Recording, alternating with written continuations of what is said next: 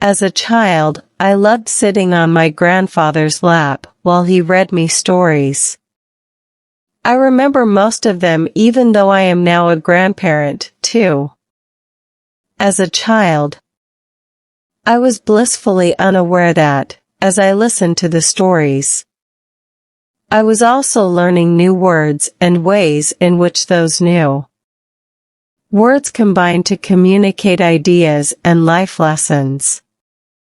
A good story encourages us to turn the next page and read more. We want to find out what happens next and what the main characters do and what they say to each other.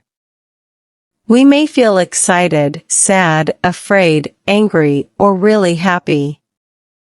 This is because the experience of reading or listening to a story is much more likely to make us feel that we are part of the story, too.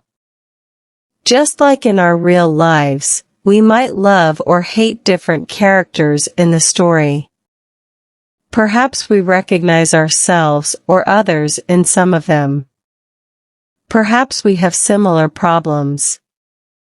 Because of this natural empathy with the characters, our brains process the reading of stories differently from the way we read factual information.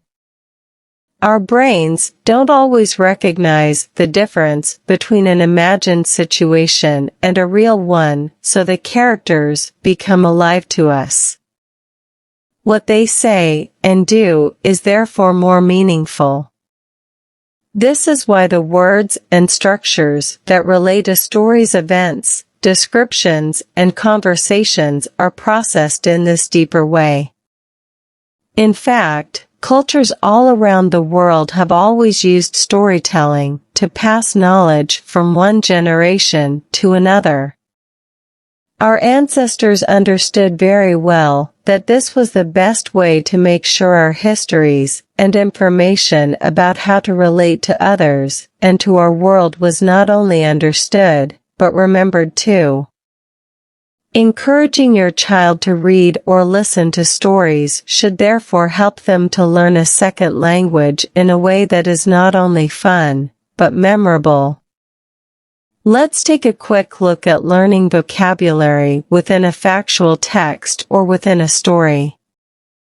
Imagine the readers are 8-year-olds interested in animals. In your opinion, are they more likely to remember and want to continue reading the first or second text?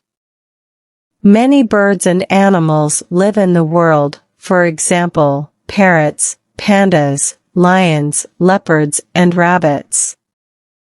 In the sea we can find whales, dolphins, sharks, and octopuses. My younger brother is called Fred. Fred's very interested in animals. He talks and asks questions about animals all the time. Fred's really interested in parrots and pandas and lions and leopards and rabbits. But Fred's favorite animals live in the sea. He has pictures of whales, dolphins, sharks, and octopuses on all the walls of his bedroom.